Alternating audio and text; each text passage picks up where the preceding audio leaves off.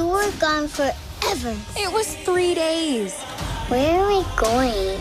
Before Maui stole Te Fiti's heart, our ancestors wanted to connect our island to all the people of the entire ocean. It's my job as a wayfinder to finish what they started. My God, this movie looks so familiar. This week on Talking About the Movies, we've got two of the biggest musicals of the holiday season, including Disney's latest sequel, the sequel that many people have been waiting for, Moana 2. Does it live up to the hype of the original film? It's complicated. We'll delve into that as we go along here. Plus,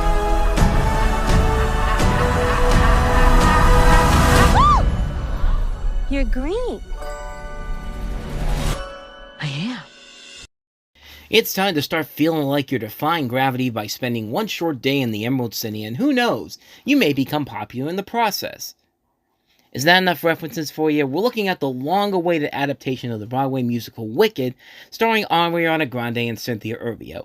It's a double feature this week on Talking About the Movies.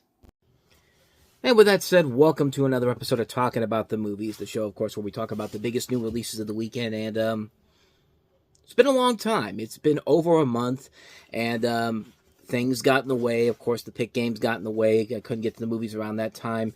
I got sick that one time earlier in the month, which, it's been a very couple of interesting few weeks, if you will. I haven't been able to see a lot of the big new releases, so I missed out on a lot of movies to talk about, but couldn't miss out on this particular weekend because we have two movies.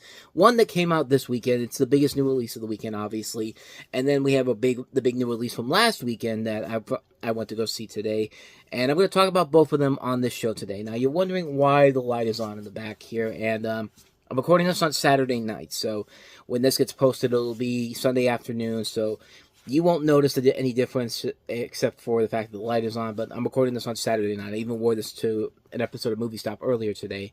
But with all that said, I've wasted too much of your time. We've got two big movies to talk about here, so let's go ahead and start with this weekend's biggest new release, which is, of course, Disney's Moana 2. So 3 years have passed since the last movie, and after receiving an unexpected call from her wayfinding ancestors, Moana must journey to the far seas of Oceania and into dangerous, long-lost waters for an adventure unlike anything she's ever faced.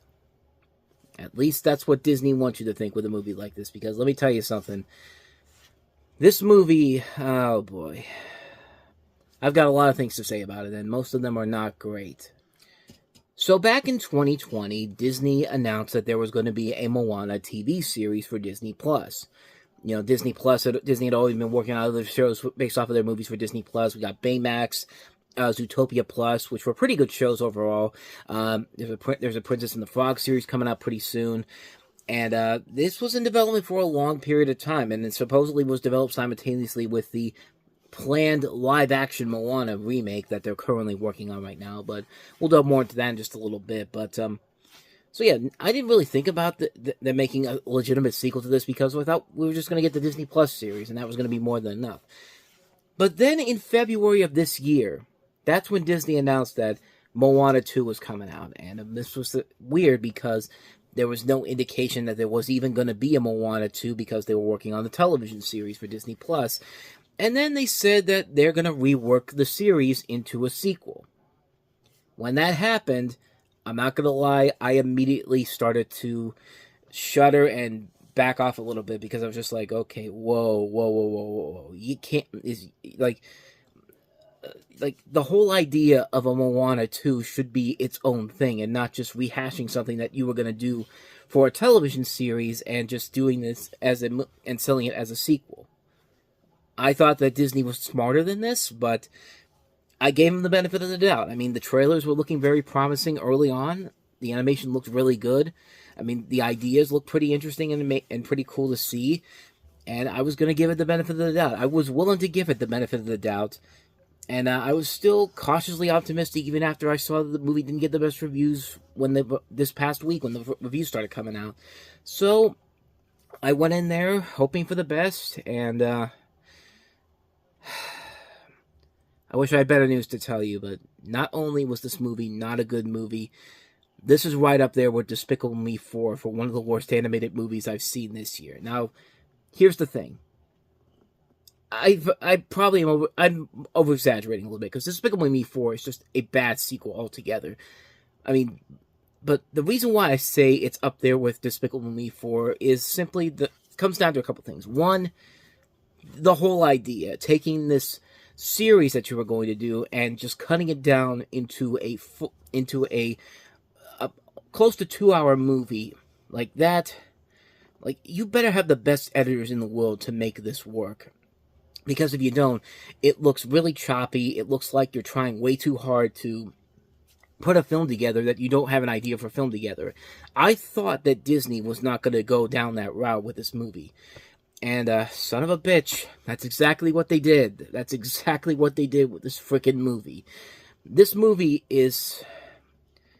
See, I don't even want to say it's a bad movie because it's a complicated movie. I mean, yeah, the animation looks really good. Yes, the animation still looks pretty good. I mean, it's the best thing about the movie. The visuals look amazing, but we've always said here on this channel, visuals do not make the fucking movie, and they really do not make the effing movie. So, sorry for the kids out there, but I just had to say it. But here's the thing here's the thing about this movie that I really didn't like. I just didn't like the fact that there's no reason for this movie to even exist. Like, we've had a couple of sequels this year that have no reason to exist whatsoever. Kung Fu Panda 4 had no reason to exist, but it was still a good movie. It was still a really good movie, even though it wasn't as good as the first 3 Kung Fu Panda movies. I could say the same thing about Toy Story 4. I'll still defend Toy Story 4 to this very day.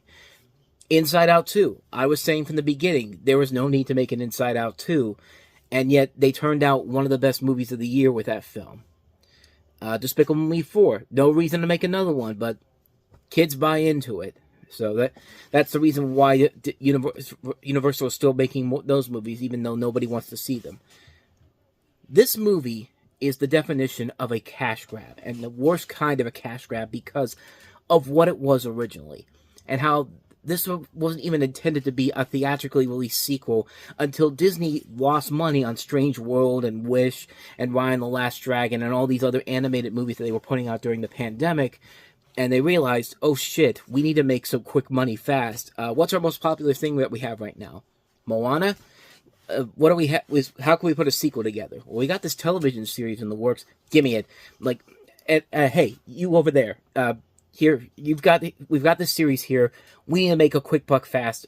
Edit this down to at least an under 2-hour movie and get it out there before November. It's just like, well, I don't know what I'm doing here. Just do it, goddammit! I just told you how this movie got put together because that is literally what this movie is. This movie is literally a chopped up version of a TV series cut down to a 2-hour movie, and it would have been perfectly fine if the movie was good, if the story was good enough to work on its own. But it's not. Like, you could tell this was chopped up from all these different other all these episodes from a television series that you were expecting to be in a long-form TV series. Now they're trimmed down into this movie, and most of the original people that made the original Moana are not involved in this movie. You don't have Ron Clements and John Musker, who did The Little Mermaid and Beauty and the Beast, not The Little Mermaid and Aladdin, who did Moana as well. You don't have the music by Lin-Manuel Miranda. I mean, the only person that is coming back from this is Jared Bush, who was one of the writers on the original Moana, but that's about it. And even then, he's just writing the script overall. And so you've got all these new people here, and you're trying to make a movie that's on par with the original film, and it just isn't there, man. And it's just like, it just feels so empty. It feels so lost in what it's trying to do, because this movie is the literal example of a here we go again sequel. We're going to take everything that we did in the first movie, dumb it down again, and just redo everything that we did before. And like, I hate most sequels that do this, because it literally feels like you're just doing this again to make money. And that's literally what this is, because, you know, nobody went to go see your original films in the last 3 years, which I'm sorry. Those are better movies than anything that this movie does. I never want to hear anybody say anything about how, oh, Raya and the Last Dragon and Strange World aren't good movies. Wish wasn't a good movie. Like, and then say that this is a good movie, because I'm sorry, you're wrong. I would rather watch any of those original movies that came out during the pandemic, from the pandemic forward, up until this point, than watch this again. This is an unbelievable mess of a movie. I could not believe how much I did not like this movie. And I love the original Moana, and it just felt like Disney's trying so hard to take everything that made the original Moana such a good film and just destroy it. Not just with this, but the fact that they're doing a live-action remake of this not even 10 years after the movie came out. It's like Disney isn't even waiting for the movie to have life to it to completely ruin it. They're already going to do this movie, which is not a sequel that I think they were originally intending to begin with. But not only that, we're getting a live-action remake, which looks absolutely horrible so far. But I don't know. But again, this movie wouldn't be bad if the story was actually good, if there was actually a purpose to it, if there was a reason to make the film. But there's nothing about this movie that makes it worth it besides the animation, which looks great. The music, it's not bad, but when you don't have Lin-Manuel Miranda there like you did in the first movie, I mean, taking him out of the equation and adding these new people in here, you're definitely going to get a lesser than spectacular soundtrack. And not only that, the story, like I said, it's a rehash of a story. We got to dumb these characters down from where they were in the first movie, and they got to learn new lessons and just do the same things we did in the first movie. The characters become more obnoxious because of that. You know, Maui, Dwayne Johnson in the first movie, was a great character in the first movie. Here, he really got on my nerves really quickly, and I don't know if it was just because of Dwayne Johnson and how arrogant he's become since that movie, but this character that I loved in the first movie just became so obnoxious in this movie. All the characters in here serve no purpose in here. They finally bring the pig along, who I wanted to see in the first movie more. They bring him along. They still don't do anything with him. Like, they still don't do anything with him.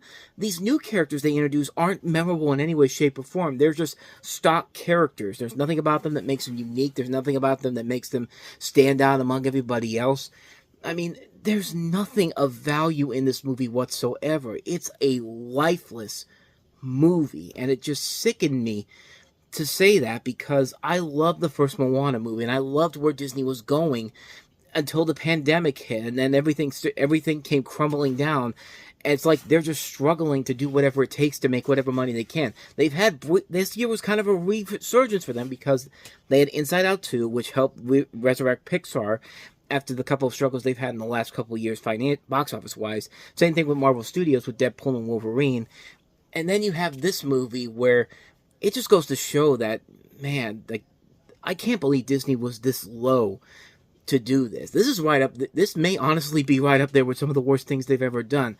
And yet the movie isn't terrible. It's just the way this whole thing came together and how stupid they think people are, which apparently a lot of people are that stupid because this thing's going to be a big blockbuster hit. And it's basically going to tell Disney, we need to do more like this. I mean, who cares about writing an original story and original creativity? Let's take whatever Disney Plus TV series project we're doing and just trim it down into a chopped up mess of a script and just make it into a movie, and people will pay to see it. I guarantee you that would probably happen to that Princess and the Frog show I was talking about. They'll start us The Princess and the Frog 2, and it won't be anywhere near as good as what it could be. But, I mean, I really don't like being negative towards this. I really don't, because I really love the first Moana movie, and I really wanted to see a new Moana sequel. And yeah, the animation looks great in here.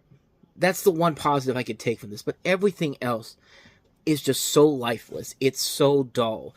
It's so generic. It's so by the numbers. And a lot of people right now seem to be just letting it slide because, hey, it's better than Strange World and Wish. And I cannot agree with that on any way, shape, or form. This is not better than any of those movies that came out in between Frozen 2 and this. And speaking of Frozen 2, Frozen 2 deserves an apology for the people that said that wasn't a good movie. Because you know what Frozen 2 did?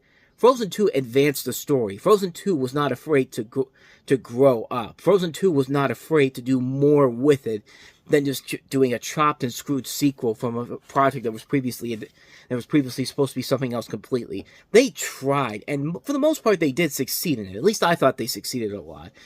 And yeah, I think that movie deserves a much more of a reappraisal to it, especially after watching this movie, because my God, one of the biggest disappointments I've had in a long, long time. And I'm probably going to be one of the few people to say that because, you know, people love Moana so much. I mean, it's the most popular thing on Disney Plus right now, and that's why they made the sequel. That's why they made the sequel in quotation marks. That's why they're making the live action remake, because Moana is a very popular thing for Disney. And just to completely chop and screw a TV series and put a half-assed sequel together, just, it's a shame, man. Like, this is right up there with Outbreaks the Internet in terms of the most pointless, most wasted sequel I have seen in a long, long time. This is a mess of a film, and I can't say it's a bad movie because the animation is good enough where I could say that it's passable, and I think if you watch it on a nice TV or on a big screen, you'll get a kick out of it. I think kids will get a kick out of the movie because, hey, it's the type of movie like Despicable Me 4 that will shut the kids up, and the parents will be like, hey, it shut my kid up for a couple of hours, so it did its job. But that's not what I'm going to see a Moana sequel for. I want to see a movie on the same wavelength as the first Moana. I want a story that advances the characters. I don't want a rehash of the first movie. I wanted more from this, and I didn't get it. So, I can't give it a thumbs down. I can't really give it a thumbs up either. So, it's a disappointed in the middle, a mixed opinion, because like this, okay? Yeah, like that. Whatever. Bottom line, it's a mixed opinion for me, because I don't hate it, but I can't say I like it either. It's just, it's a movie that could have been so much more, and what they did with it, I think the thing that really makes me hate the movie is not the movie itself, but just how it came together and how people are just so, they're being so stupid about what the movie is and just going along with what it is because it's gonna work great for the kids, but the adults will be completely fine with it because they'll shut their kids up, and I can't give the movie credit for that. So, like I said, a mixed opinion on this movie, but I expected so much more from it. So let's go ahead and take a look at last week's big new release and see if we can turn the tide on it and see if we can get a good movie out of it. And that is, of course, Wicked. I guess I should say a Wicked Part 1, even though the marketing is not going to tell you that this is a Part 1, nor will it tell you that it's actually a musical when, I mean, come on, it's a freaking musical, but, you know, musicals don't sell, which, yeah, clearly explains why Moana 2 and Wicked are going to be blockbuster hits by the time this weekend's over, but this is the first of a two-part adaptation of the Broadway musical by Stephen Schwartz and Winnie Holtzman. And this is a story, of course, about set in the land of Oz, mostly before Dorothy Gale comes from Kansas. You have Elphaba, played by Cynthia Erivo, who embarks on a path to become the Wicked Witch of the West and is chronicling her friendship with her classmate Glinda, played by Ariana Grande. And, of course, this is based off the Broadway musical that made Kristen Chenoweth and Idina Menzel the superstars that they are in terms of the music world, which, two of the most phenomenal voices of all time when it comes to music. I mean, Idina Menzel gets a lot of the praise for, you know, Frozen and all that, but, man, Kristen Chenoweth will make anything worth it when she sings. I mean, she can make a bad movie like Deck the Halls have one great moment where she sings, and it's just like, okay, I completely forget for a few moments that this movie is absolute dog shit. But that's just the power of those two actresses overall. So, yeah. For Cynthia Erivo and Ariana Grande, two people I've really liked. I like Ariana Grande's music, and I like Cynthia Erivo in her rise as an actress over the years. She was great in Bad Times at the El Royale. She was great in Widows. Like, big shoes to fill. And the movie itself, I don't think was the biggest thing I was worried about overall. The marketing really I thought was going to hurt the movie overall, especially with some really bad advertising from Target and that stupid poster controversy, which, yeah, it's a stupid controversy no matter how you think, no matter how the actresses think about it. So, yeah, that kind of softened my expectations for this overall. But I went to see the movie, and I'm very happy to report that not only did the movie exceed the expectations I had going into it, but I thought this movie was pretty damn awesome. I thought it was actually really, really amazing what they did with this film in general. And I think it's just because of, you could tell how the people involved in this put all the time and effort they could to make this turn out to be the great movie that it actually is. This is a really good movie. I was really shocked at how much I enjoyed the hell out of this movie. And now, the two things that I thought were going to be good right off the bat, and I always say this when it comes to musicals. I said this with The Little Mermaid, how Haley Bailey I thought was going to be the best thing about The Little Mermaid remake, which, yeah, she really was the best thing about that movie. You know, Ariana Grande and Cynthia Erivo, I thought were going to be fantastic. They're great singers. They've seemed like they're getting these songs completely corrected down, and yeah, you know, they're great. They're absolutely fantastic in the movie. You could tell that they were primed and ready for these roles. Like, I see commercials on TV nowadays where, you know, they show commercials about how they were destined to be in these roles here, and you look at it and just like, okay, I know what you're trying to do. You're trying to build this up to just like, oh, this is something that actually happened. But when you watch the movie, you can really buy into it because these two really are putting their all into these performances. And you do buy that they have a friendship together. You buy their chemistry together. You buy that they're willing to go into into whatever adventures they're going through here. And you know that they have to make these sacrifices and they have to make these decisions based off the events that happen in the film. And I think the film does a very good job of handling all that and then some. The musical numbers I thought were really good. I mean, like I said before, big shoes to fill on so many levels. And the musical numbers in here, they were the things that I remembered the most about this. I never saw the original Broadway musical, but the soundtrack was my first real interest in this story in general, because I thought the music was so good. So many good songs overall. Popular is a great song. One Short Day in the Emerald City, and of course the last song, the big song of the movie, Defying Gravity. And yeah, everything about the movie just really came together much better than I thought it could. I thought they did a fantastic job bringing this into this visual wonderland that actually looks really cool and fits for this type of a film. It's not as bright and colorful as the original Wizard of Oz is, but it's not as bleak as something like Oz the Great and Powerful is, which I think is a criminally underrated Oz movie directed by Sam Raimi at Disney. But this is a really good movie. This is an incredible film that really took a lot of... You could tell the money was going into it because they knew they had something special to it. And then they had a really good director who can make it work. John Chu has turned out to be a really damn good director over the years. He did the really underrated, really impressive Crazy Rich Asians and a criminally underrated musical that got screwed over by the pandemic, In the Heights, which features songs by Lin-Manuel Miranda.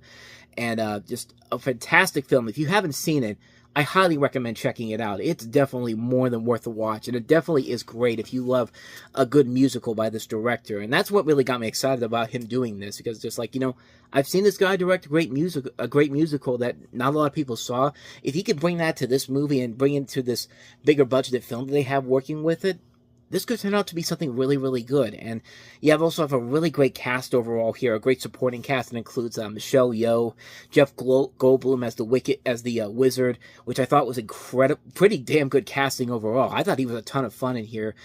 Ethan Slater from the SpongeBob musical, another great criminally underrated musical, great in this movie overall. Jonathan Bailey, Bowen Yang. I mean, they did their fantastic job putting the casting into this, and they're showing you that, yeah, we're overhyping the marketing for this. We're putting all the money into this. We're having all these NBC specials, but we're doing it because we feel like we do have something really special here, and we put a lot of time and effort into it. And yeah, you could tell they put a lot of time and effort into this movie to make it as fantastic as it is, because it really is an incredible, incredible film.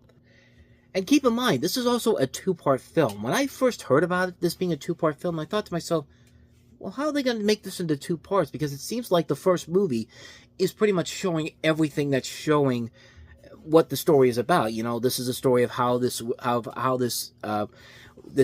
is Elphaba is turned into the Wicked Witch of the West. I thought that was the whole point of the musical. And keep in mind, I haven't seen the musical, so I always thought that the thing ended with her becoming the Wicked Witch, and that's how the show ended. But no, that's only halfway through the show, so having not seen the musical, I'm really curious to see how they're going to continue the storyline here with the second film. And like I said, I didn't know I know this was only half of the musical, so there's apparently a lot more. There's another half to this that I haven't seen, that I don't know about yet, and I'm cautiously optimistic for it. I mean, this is unusual for a back-to-back movie, because we've seen most recently with stuff like, you know, The Hunger Games, Harry Potter, you know, most of these back-to-back projects.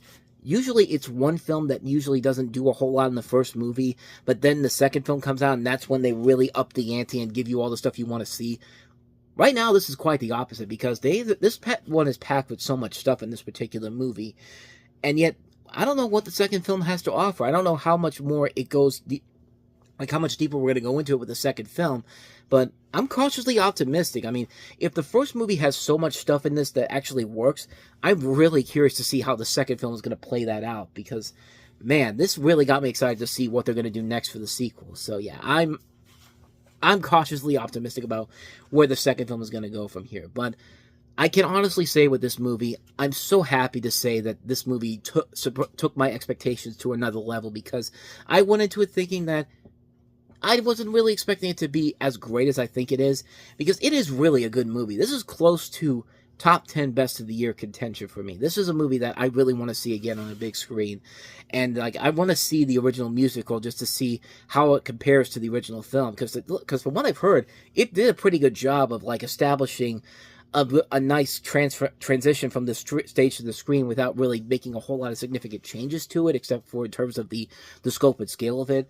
And yeah, seeing this on a big screen, like I saw this in Cinemark XD, it's worth it to see it on that. I'm sure if you go to an IMAX screening for it, it's probably even better than that, but Cinemark XD is pretty much the biggest screen I have around here, so take what you can get from that. But, so yeah, bottom line, Wicked Part 1 is pretty damn awesome, and it's up there with one of the best movies of the year for me so far. I mean, it probably won't make my top 10, but it'll be pretty damn close, because I just have so many movies in the top 10 that it's really hard for me to put that list together and all. Plus, I still got a ton of movies I still got to catch up on.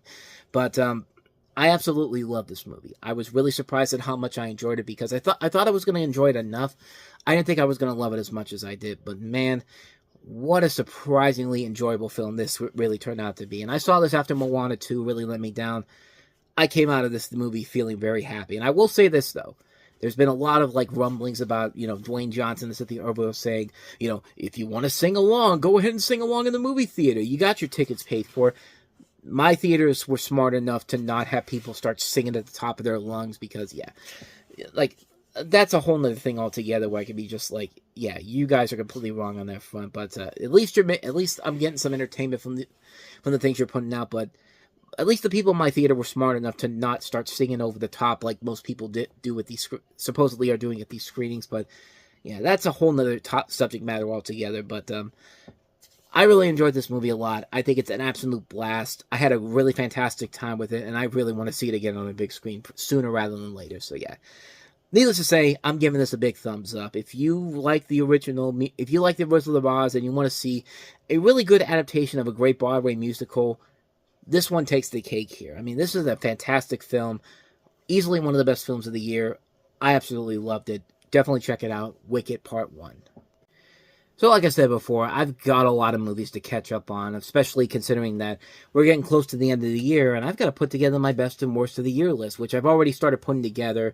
It's going to be really hard to move a lot of movies out of my best and worst movies list, but I've got the month to completely put the list together, but you probably won't see another one of these until after next week, because I've got the Steel City Con coming up, and probably the next one I'll be seeing is The Lord of the Rings, The War of the Rohirrim, maybe Kraven the Hunter 2.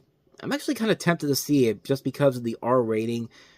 I'm not expecting it to be great and all, but it certainly has a lot more promise to it than something like Madam Web did, which is probably a good enough sign on its own that maybe this will actually be somewhat decent, but I don't know. I haven't made a decision on what's going to be, if I'm going to see Kraven the Hunter, but I will definitely be seeing The Lord of the Rings, The War of the Rohirrim, and I'll have a review for that coming up in a couple of weeks, but yeah, sorry for the lack of talking about the movies episodes. I've tried to get out to the movie theaters, but just things have gotten in the way. Timing has been a problem of getting out there, and just other things that I could mention here, but the videos have spoken for themselves about where I've been during these videos. But with all of that said, what did you think of Moana 2 and Wicked? Did you agree with me? Do you disagree with me on both of them? Let me know your thoughts in the comments down below. And until the next time I see you, thank you so much for watching. Hit the like button, hit the subscribe button if you like what you saw. Click the notification button, check out some of the other reviews I've done. I'll try to get some more talking about the movies reviews out there soon, but I'm not making any promises because I've been so busy the last couple of months. So with all that said, thank you so much for watching, and I'll see you guys next time. So until then, take care.